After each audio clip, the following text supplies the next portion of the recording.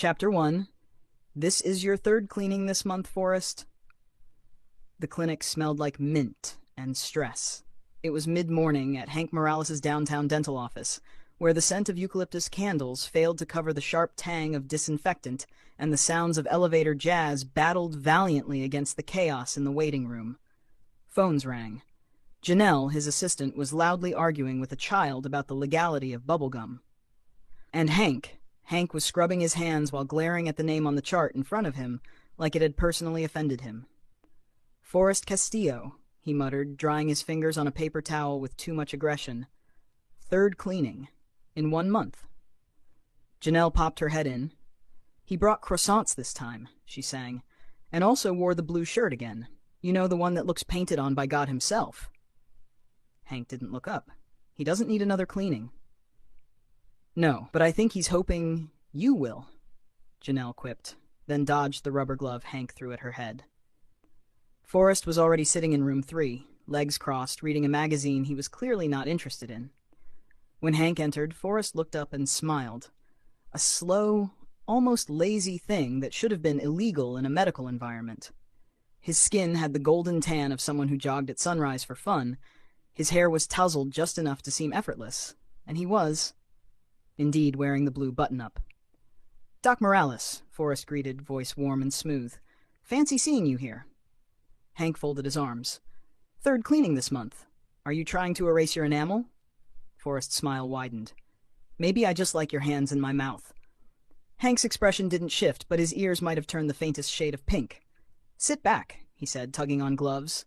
"Mouth open. No flirting. That's what they all say before they fall in love with me." "I'm immune," Hank replied dryly, adjusting the overhead light. "Now open up. Let's see what perfectly healthy teeth look like for the third time in 4 weeks. Forrest obeyed, reclining with a theatrical sigh. "Rough morning?" "Rough year," Hank said, inserting the mouth mirror and beginning the inspection. "Made worse by charming frauds with suspiciously perfect molars." Forrest tried to grin around the dental instruments, and Hank had to fight a twitch at the corner of his mouth.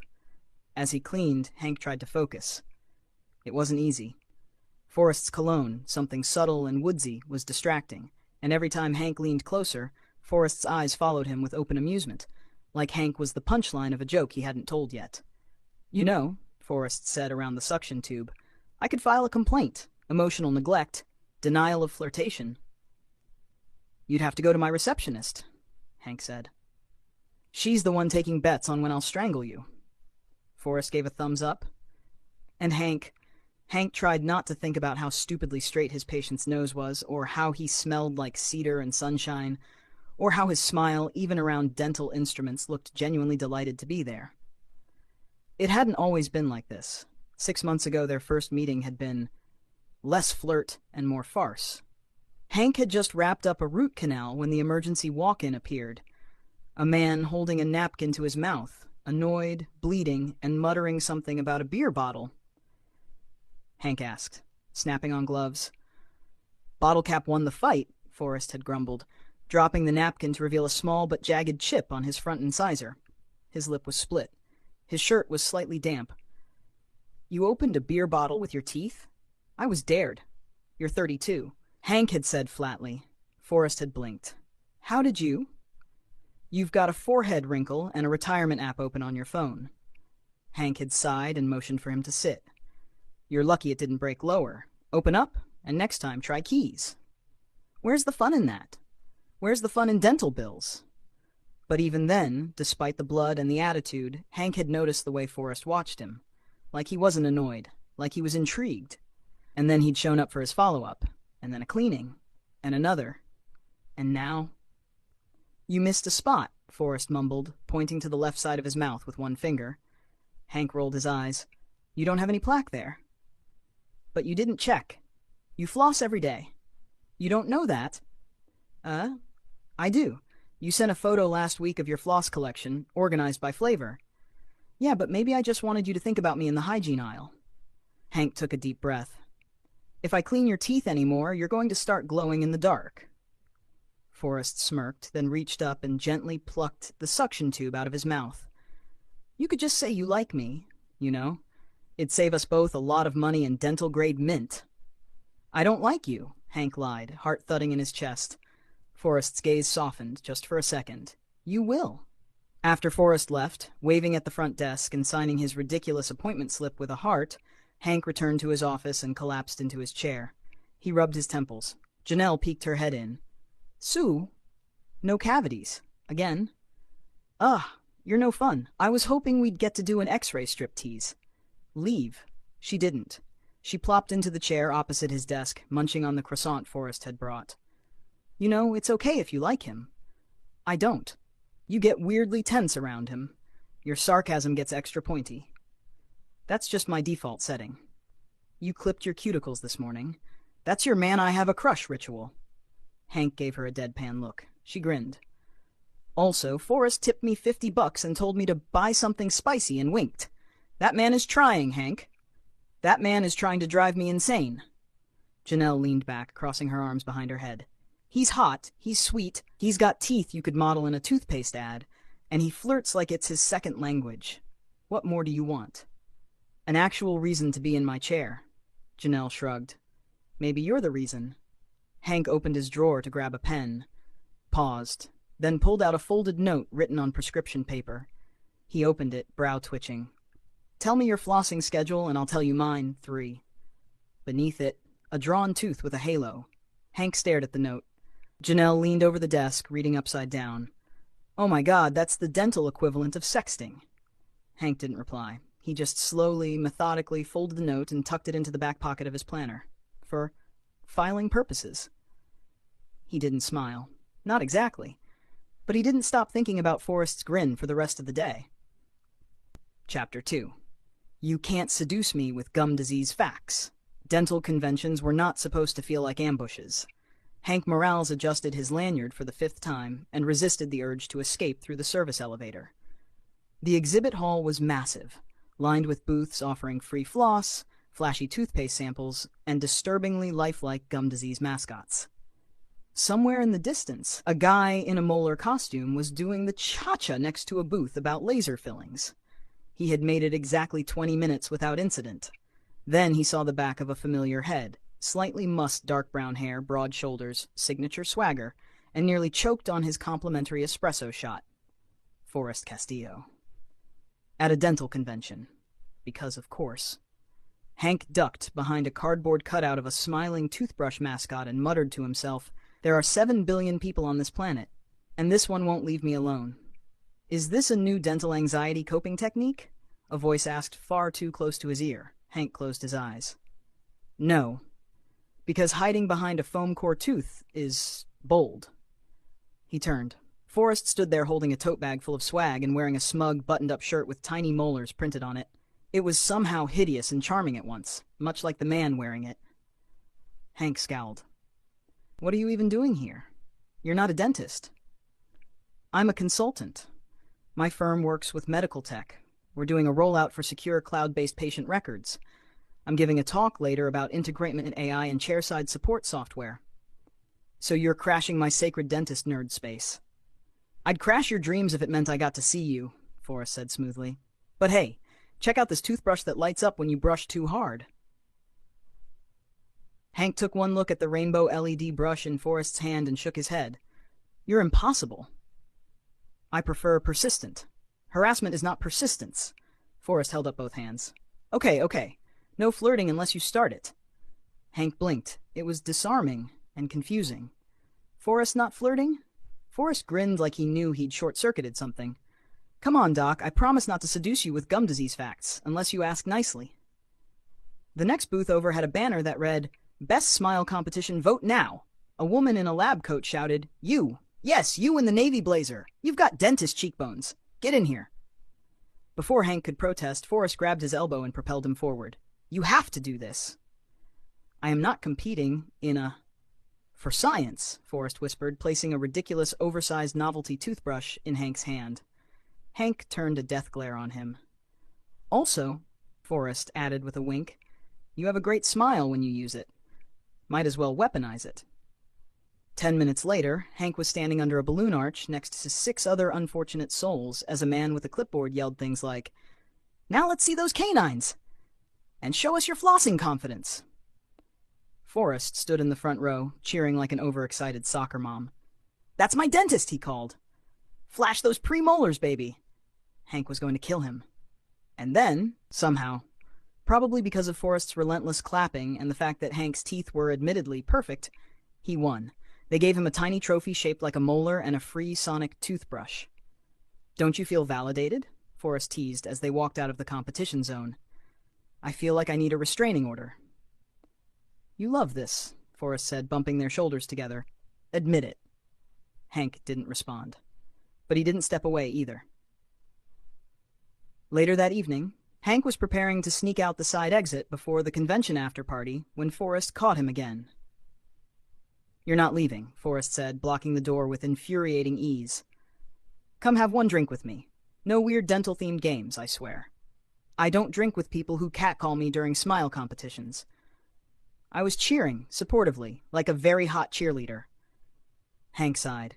One drink, and if you say anything about my plaque index, I'm leaving. Deal. The after-party was on a rooftop bar, draped in fairy lights, and the buzz of too many people talking over a bad playlist. Hank stood at the edge of the railing, drink in hand, trying not to look impressed by the view, or the way Forrest looked under string lights, shirt sleeves rolled up, leaning back against the railing like a magazine cover come to life. Forrest brought him a second drink without asking, and leaned his hip against Hank's. Still not flirting, he said. You are literally brushing my arm. By accident, maybe. Hank rolled his eyes. Do you do this often? What, flirt with sarcastic dentists who pretend not to like me? Annoy them until they report you to HR. There's no HR in romance, Forrest said solemnly. Hank actually laughed at that, sharp and unexpected. Forrest blinked. There it is, Forrest said quietly. What? That laugh, you never do it when you're working. I don't laugh at work. Maybe you should. They were quiet for a beat. The air between them charged, like something unspoken hung between eye contact and the shared warmth of standing just a little too close. Then Forrest tilted his head. So, what does it take to win over Dr. Morales? Serious question. Hank sipped his drink and didn't answer. But he didn't walk away. And when they left together, when they reached the elevator, just the two of them, something shifted. Forrest pressed the call button, hands in his pockets. They stood side by side in the quiet. Hank turned, looking at him. Forrest looked back. The moment was soft, electric, full of something Hank didn't want to name. He leaned forward just slightly, enough to break the rules, enough to... For the record, Forrest said suddenly, reaching up, you have something in your teeth. Hank froze. What? Little green fleck, mint leaf, very rebellious. Why, Forrest plucked it from his bottom lip like it was the most natural thing in the world and flicked it in the trash. Hank pulled back like he'd been electrocuted. Why are you like this? I promised not to flirt. That was flirting. It was dental hygiene, Forrest said innocently. Hank stepped into the elevator the second it dinged open, flustered and muttering under his breath. Forrest didn't follow. But later that night, after Hank got home and was brushing his teeth, aggressively, his phone buzzed.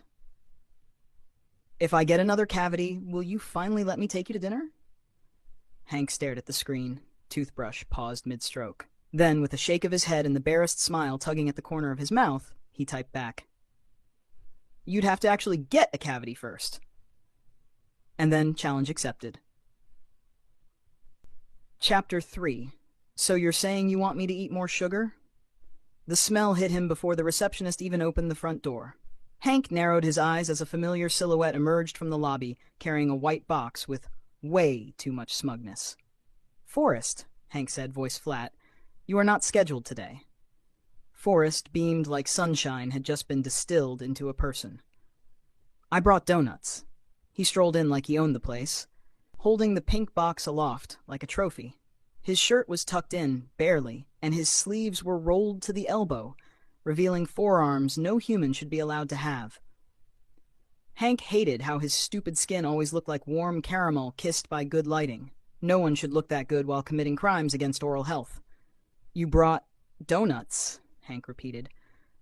For the hard-working dental warriors, Forrest said, depositing the box at the front desk. Sugar-fueled excellence. You're welcome.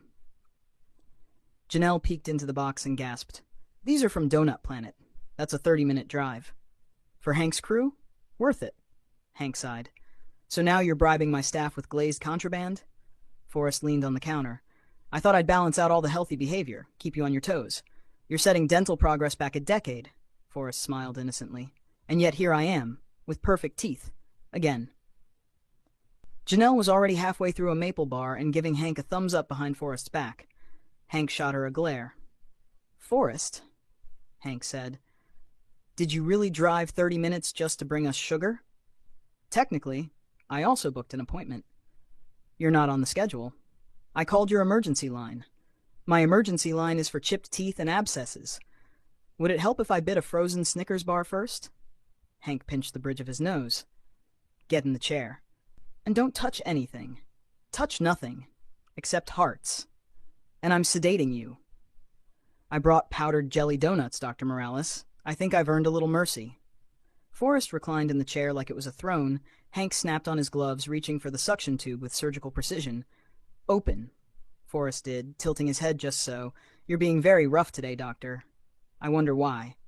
I feel like you missed me. You were here last week. Absence makes the heart grow fonder. Hank shoved the suction into his mouth. Shh. Forrest protested as the suction slurped aggressively. What's that? Hank asked innocently. You want the cold rinse? He turned on the ice-cold water. Forrest's eyes widened as the frigid rinse hit his tongue.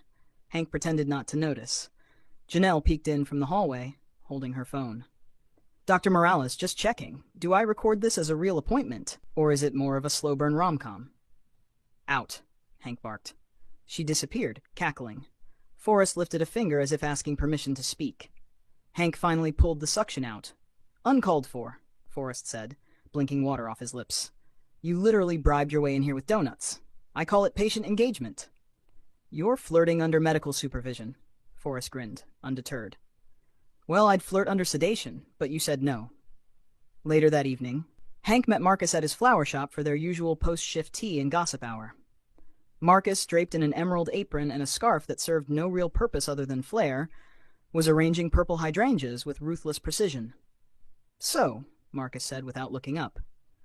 How's Tooth Daddy? Hank groaned. Can we not call him that? Oh, we can, and we will. Hank collapsed onto the tiny velvet love seat near the cash register. He brought donuts today. That's aggressive. Seduction by pastry. He books fake appointments. He literally sat in my chair again today and flirted while I waterboarded him with cold rinse. Marcus snipped a stem. And you hate it. I do hate it. Marcus raised a single skeptical eyebrow. Hank squirmed. Okay, I don't hate all of it. Aha! But he's exhausting, Marcus. He's like a golden retriever in human form. He doesn't stop smiling. And yet here you are, venting with the subtle passion of a man in a Shakespearean monologue. Hank didn't respond. Marcus walked over, bouquet in hand. You like him? No, you like him. I am not 13. You want to stick your tongue down his throat. Marcus. Well, you do. Hank covered his face with both hands. Marcus plopped beside him. Listen, Hank, the man drives 30 minutes for donuts just to see you. He puts up with you rinsing his soul out through his nostrils. He's obviously into you. The real question is, why haven't you let yourself just enjoy it? Hank didn't have an answer. 2 days later, Forrest emailed Hank's office with an official invitation. It was for a charity gala his company was hosting, benefiting low-income clinics with new dental record tech and mobile care vans. Attached was a personal note in bold font. No flirting, just a +1 situation. Unless you wear scrubs, then all bets are off. Hank hesitated, but then RSVP'd yes. He told no one. The event was held in the ballroom of a boutique hotel, all golden light and soft piano music. Forrest spotted Hank the moment he walked in, trim navy suit, perfectly combed hair, and the same clinically unimpressed expression that made people confess things in exam chairs. You came, Forrest said, walking over with 2 champagne flutes. Still evaluating that decision. Forrest handed him a glass.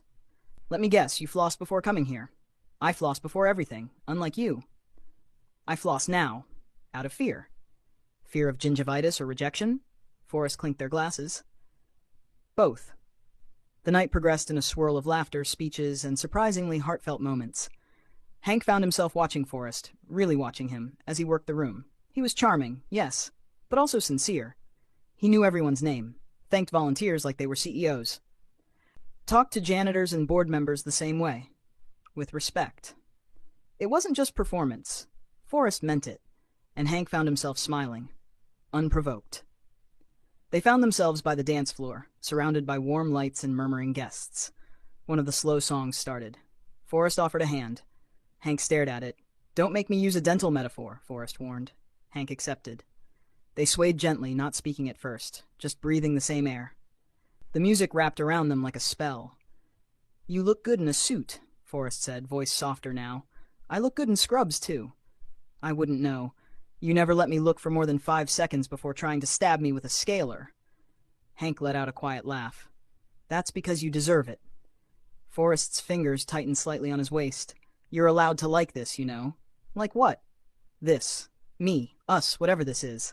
Hank didn't answer, but he didn't let go. And when Forrest leaned just a little closer, forehead nearly brushing Hank's, the world felt like it had narrowed to one long warm breath between them. "I'm not just playing around, Hank," Forrest whispered. Still, Hank said nothing. But he didn't step back, didn't stop swaying, didn't let go. Chapter 4. This is the most intimate toothbrushing tutorial of my life. Hank's phone rang at 8:13 p.m. on a Wednesday. He was exactly 3.5 bites into his microwave dinner, watching an unsatisfying crime documentary with half an eye and nursing the beginnings of a stress headache, when the call came through. Forrest Castillo. Hank stared at the screen, debating, then answered, because despite everything, his pulse always quickened when that name lit up. "What now?" he said flatly. "Hank," Forrest said, sounding breathless. "I think I cracked a molar. It's bad. I need help." And just like that, Hank was up, grabbing his keys, shoving on shoes. "You're not joking?" "No, hurts like hell. I was chewing frozen mango. Don't ask." Hank sighed. "Of course. I know it's late, but I didn't know who else to call." Despite himself, despite everything, Hank's heart thudded. "Text me your address." Forrest did. And 23 minutes later, Hank was standing outside a sleek condo building with a travel dental kit in one hand and murder in his heart. The door opened before he could knock. Forrest stood there, shirtless, hair damp, cheeks flushed, a single drop of water rolling down his collarbone. Hank blinked. This better be life-threatening. Forrest leaned against the doorframe like this was a cologne commercial and not a health emergency. Define life-threatening. "You're shirtless. Is that a medical issue?"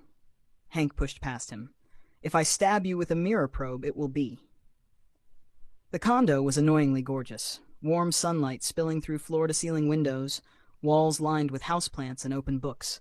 There were sleek surfaces, cozy rugs, shelves filled with coffee mugs, and a faint scent of sandalwood in the air. Forrest padded behind him, now in sweatpants and still shirtless, tossing Hank a sheepish smile. "Kitchen's that way, or the bedroom, dealer's choice." "Where's the tooth?" Forrest pointed to his right jaw and opened his mouth. Hank sighed, tugging on gloves. "Sit on the couch, and if this is another fake appointment, I swear. It's real this time. I swear on my toothbrush." "Your toothbrush is probably decorative." Forrest flopped onto the couch, legs splayed in an unfairly inviting position. Hank kneeled beside him, probing gently. "Yup," Hank said after a moment. "You chipped it. Not deep. Probably just the enamel, but you're lucky you didn't crack it through." "I told you." "You said mango. Who eats frozen mango like it's popcorn?" "I was experimenting." Hank packed away his tools. "We'll do a seal at the clinic tomorrow. Tonight, rinse with warm water, no chewing, and definitely no seductive produce." Forrest leaned back, groaning. "I ruined your night, didn't I? You ruined my dinner, and my dignity. Let me make it up to you." Hank raised an eyebrow. Forrest grinned. "Dinner. Real food. I cook when I'm anxious. And this tooth? It made me very anxious." Against every logical impulse, Hank didn't leave. Dinner was unexpectedly perfect. Pan-seared salmon, jasmine rice, some grilled zucchini that made Hank suspiciously impressed. They sat at the counter, drinking sparkling water out of mismatched mugs, and talking about everything except teeth. "Tell me something embarrassing," Forrest said, twirling a fork. "I once sneezed into a patient's open mouth." Forrest howled. "You did not." "I was sick. I warned him." "What happened?" "He tipped me anyway. said it was the most intimate he'd ever felt with a dentist. Forrest laughed so hard he choked on his rice. Hank smiled before he could stop himself. They migrated to the rooftop where Forrest had strung up fairy lights and filled every corner with herbs and succulents. There was a single cushioned chair with 2 blankets thrown over it. Hank sat. Forrest joined him, uninvited but welcome, sharing a bowl of strawberries balanced on his knee. "You know," Forrest said quietly, "I don't just flirt with you because it's fun." "Oh?" Hank popped a strawberry in his mouth. "Then why?" Forrest turned to look at him. "Because you're worth the effort." The words lodged somewhere between Hank's throat and chest. He didn't reply, but he didn't move away, not even when Forrest brushed strawberry juice off the corner of his mouth with the pad of his thumb. Back inside, Forrest rummaged through a drawer and produced a matte black electric toothbrush. "I got this after your lecture on violent scrubbing," he said, handing it over like a peace offering. Hank turned it over in his hand. "Good brand. But you're not using it right, are you?" "I want to. Teach me, O wise one." Hank rolled his eyes and stepped closer. Forrest opened his mouth in dramatic expectation. "No," Hank said. "You're doing it. I'm guiding." He reached for Forrest's hand, positioning his fingers on the brush handle. Their hands touched. Stayed. The air shifted. "Gentle circles," Hank said softly. "Like this." He guided Forrest's hand toward his own mouth. They brushed together, awkward, intimate, oddly sacred. "I feel like this is very suggestive," Forrest murmured. "It is." Their hands stilled. They were so close now, shared breath, charged air, brushing fingertips. Hank looked up. Forrest looked back. No jokes. No pretense. Just them. Then Forrest leaned in. Hank met him halfway. The kiss was slow at first, testing, tentative, but deepened quickly. Hank's hand curled in Forrest's shirt without permission. Forrest pulled him closer, one hand settling on his waist, the other behind his neck. Warmth bloomed like fireworks across Hank's chest. When they finally broke apart, breathless, Forrest whispered, "I've wanted to do that since appointment 2. Hank touched his forehead to Forrest's. "I wanted to do it before you even chipped that beer bottle tooth." Forrest chuckled. "That was a cry for help." Hank smiled, and then kissed him again. Chapter 5. If you want me to stop flirting, maybe stop being so damn adorable in scrubs.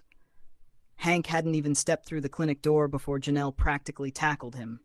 "Well, well, well," she said, coffee in one hand and a smug smirk on her face. "Look who's glowing like he just got kissed senseless by a shirtless tech consultant." "I'm glowing because I moisturize," Hank muttered, brushing past her. "Uh-huh. And you're smiling because you love your job?" "I do love my job. You've never smiled on a Tuesday before, not once in 3 years." Hank walked faster, dodging questions and commentary from the front desk staff, all of whom were clearly in on something. When he reached his office, there was a note on the door in Janelle's handwriting, "Ask him out, or I'll do it for you." He yanked it down and crumpled it with surgical precision. When he sat down, his phone buzzed. A message from Forrest. "Good morning, Doctor. Hope your scrubs are just as tight as they were last week." Hank couldn't stop the grin. Not that anyone at the clinic would let him pretend otherwise. Ever since that night at the condo, the kiss, the way Forrest's hands had curled around his waist like he was something precious, everything had shifted. It wasn't that Forrest flirted more. He did, somehow. Or that Hank had suddenly become soft. He hadn't much. It was the energy between them. It hummed. It glowed. It charged every space they were in. Forrest hadn't booked another appointment yet, but he had shown up with a smoothie for Janelle just because, and Hank had walked into the break room to find her coaching him on how to seduce a dentist with chronic sarcasm. Their texts had escalated, too. What had started as schedule confirmations and sarcastic banter had turned into all-day conversations. "Did you know pineapples contain natural enzymes that dissolve tissue?" "Are you asking me out or trying to get banned from tropical fruit?" Why not both? There were good morning texts, good night voice notes, and one moment on a Wednesday when Hank, intending to send a reminder about flossing technique, accidentally recorded a voice memo that went, "You have a stupidly kissable mouth, and it's really starting to interfere with my ability to function as a professional, so please stop smiling at me like that, or I'm going to end up... Wait, delete this, delete this." He screamed, out loud, in the middle of sterilizing his instruments. 3 seconds later. Sue.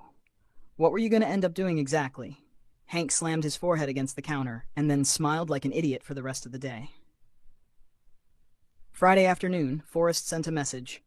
Want to get out of town for the weekend? Just you, me, a cabin, and absolutely no mango. Hank stared at the message for a full 5 minutes, and then typed, "Send the address. I'll bring the floss." The cabin was tucked away just far enough to feel like the rest of the world didn't exist. Surrounded by tall trees and dappled sunlight, it had wide windows, just a fireplace, a stocked kitchen, and, because Forrest was dramatic, a private hot tub that overlooked the woods. Hank arrived to find Forrest in a cozy sweater, holding a wine bottle in one hand and a deck of cards in the other. "I brought board games, extra blankets, and 0 expectations," Forrest said, walking him inside. Hank raised a brow. 0? Well, okay, minimal expectations. The weekend was a soft kind of magic. They cooked together, Forrest managing to burn toast while simultaneously setting Hank's hair on fire with compliments. They played card games and argued over trivia. Forrest tried to beat Hank at chess and lost spectacularly. There were long silences that weren't awkward, just warm. That night, they stepped into the hot tub under a canopy of stars. The water steamed, their bare shoulders touched. Hank leaned his head back against the edge. "This is dangerous."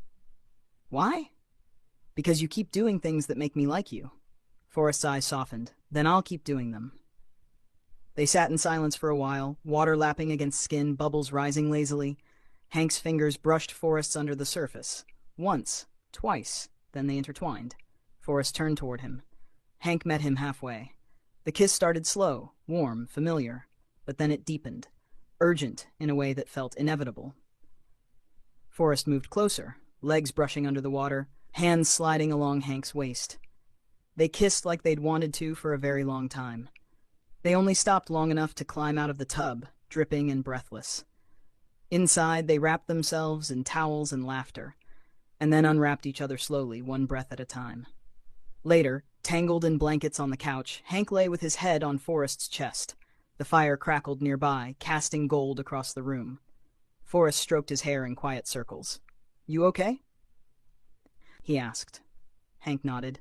"This didn't scare you off?" "I'm still here, aren't I?" Forrest pressed a kiss to his forehead. "I'm not just here for your smile," he whispered. "I'm here for everything that comes with it." Hank didn't say anything. He just reached for Forrest's hand and laced their fingers together, and held on. Chapter 6. The real cavity was in my chest, and you filled it. By all accounts, Hank Morales should not have been smiling at 8 a.m. on a Monday. And yet, there he was. Hair mussed from not bothering with gel, scrubs slightly wrinkled from spending the night at Forrest's, and a smug little curve tugging at the corner of his mouth like he knew a secret the world wasn't ready for. He greeted the staff with a suspiciously chipper "morning," and nearly caused Janelle to drop her latte. "Oh my God," she whispered, staring at him. "He's glowing." "I'm rested," Hank said, passing her with a not-so-subtle spring in his step. "No," she said, following him. "You're glowing, like you've either discovered religion or finally had really good sex in a hot tub." He glanced over his shoulder, deadpan. "Those aren't mutually exclusive," she gasped. "You did." Hank said nothing, but he didn't have to.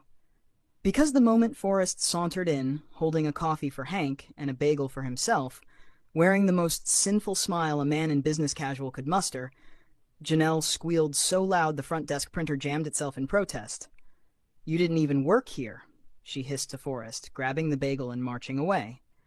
"And now you're the boyfriend in the bakery, fairy." Forrest winked. "She's so welcoming." "I'm already regretting this," Hank muttered. "No, you're not." He wasn't. In fact, he'd spent the last few weeks not regretting a single damn thing. They hadn't defined anything officially, but it didn't matter. Forrest texted him good morning. Hank called him at lunch. They swapped toothbrushes, shared takeout, and made out so often in the clinic's supply closet that Janelle started leaving breath mints next to the latex gloves. They were, whatever it was, good, until the offer came, and Forrest didn't say a word. It started with Janelle. Of course it did. She cornered Hank by the sterilizer on a Thursday afternoon, holding a magazine in one hand and a cinnamon roll in the other. "So," she said casually, Forrest is moving to Singapore? Hank blinked. What? Janelle frowned. He didn't tell you? Tell me what, Janelle? She flipped the magazine around. It was some tech publication, featuring Forrest in a feature about rising executives. One quote stood out in bold. I've been offered a leadership position overseas. Singapore's tech hub is exploding. It's tempting. The cinnamon roll hit the floor. Hank didn't even pick it up. That night, Forrest showed up for their usual post-clinic dinner with a bottle of wine and 2 kiss marks on his neck, both from Hank's poorly contained frustration. So Singapore, said coolly. Forrest froze mid-pour. You saw the article. I saw the quote. I also saw your face. You were smiling. Forrest set the wine bottle down gently. I was going to tell you. When? When it felt right? You mean after you left? No, I didn't accept it. Hank crossed his arms, staring. But you thought about it, and you didn't think I deserved to know. Forrest looked down, jaw tight. I didn't want to make you feel pressured. I thought, if I told you, you'd feel responsible. I didn't want that for you. I would stay for you, Hank. But I want you to want that. Silence stretched. Then Hank stepped forward. He rested his hands on Forrest's chest, not pushing, not pulling, just there. I'm not asking you to stay because of guilt, Hank said quietly. I'm asking you to stay because I wake up with your hair in my eyes and don't hate it, because you still flirt with me when I wear coffee-stained scrubs, because you're the first person who's ever made me want a future with someone. Stay. Not just for me. Stay because we're happy, because this is working.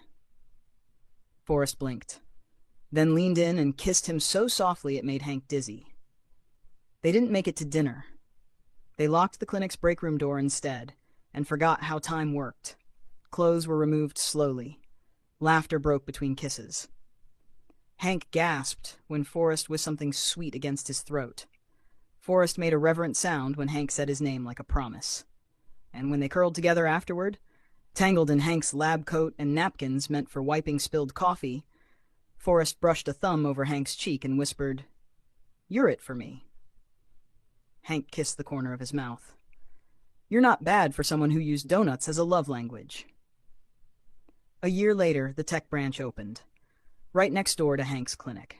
Forrest wore suits now, sleek, tailored things that made Hank's heart stutter, and walked with Hank to work every morning, coffee in hand, grinning like he still couldn't believe he'd gotten away with something incredible. Janelle had already claimed herself as maid of honor, should anything official happen. You can't stop me, Hank. I've seen your soul. Forrest gave Hank a simple silver ring one morning. Not for marriage, not yet. Just a symbol. Hank wore it on his floss keychain, which, to him, felt even more sacred. Every night they brushed their teeth together. Forrest always used too much toothpaste. Hank always rolled his eyes and fixed it. They bickered over floss technique and kissed between mouthwash gargles. And every morning, Forrest kissed him like it was the first time all over again. Hank didn't hate it. He leaned into it. Into them. Into everything he'd once sworn wasn't for him. Because love apparently was a slow burn. And it was worth every single appointment. Final line. He walked in for a cleaning. And now he brushes his teeth in my sink every morning. I guess love really is plaque resistant.